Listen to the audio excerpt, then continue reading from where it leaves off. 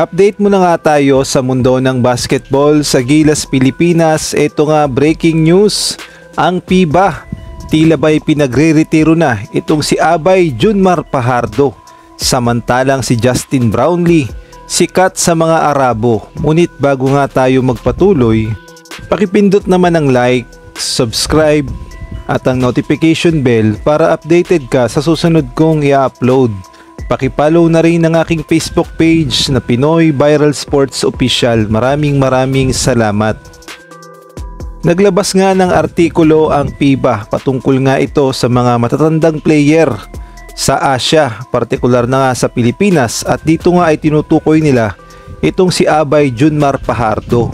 At sa naging artikulo nga ng FIBA, tila ba'y pinagre-retiro na si Abay Junmar Fajardo, at ito nga yung kanilang post sa kanilang social media.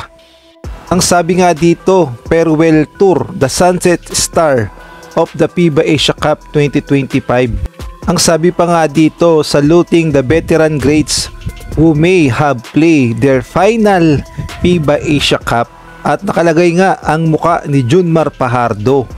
Alam naman nating lahat na since 2013 pa lang ay miyembro na ng Pilipinas o Gilas Pilipinas itong si Junmar Fajardo, at masasabi nating isa siya sa mga veteranong player ng Gilas. At sa ngayon nga ay may edad ng 35 years old si Abay Junmar Fajardo at prone na rin siya sa mga injuries. Kaya naman hindi talaga maiiwasan na bumaba ang kanyang performance sa international competition, partikular na sa FIBA Asia Cup. Kaya naman itong ang FIBA ay advance talaga mag-isip at pinagre-retiro na, retiral itong si Junmar Fajardo. At ang sabi nga dito, the Kraken has been the face of Philippine basketball frontcourt for a generation. Junmar Fajardo dominance inside, rooted in his 6'11 frame, soft hand and unshakable composure, has given Gilas Pilipinas a steady post presence for years. Injuries have slowed the 35-year-old in recent years, but his leadership remains invaluable in what could be his FIBA Asia Cup swan song. Every screen, putback and hustle play felt like a final bow to a decorated run.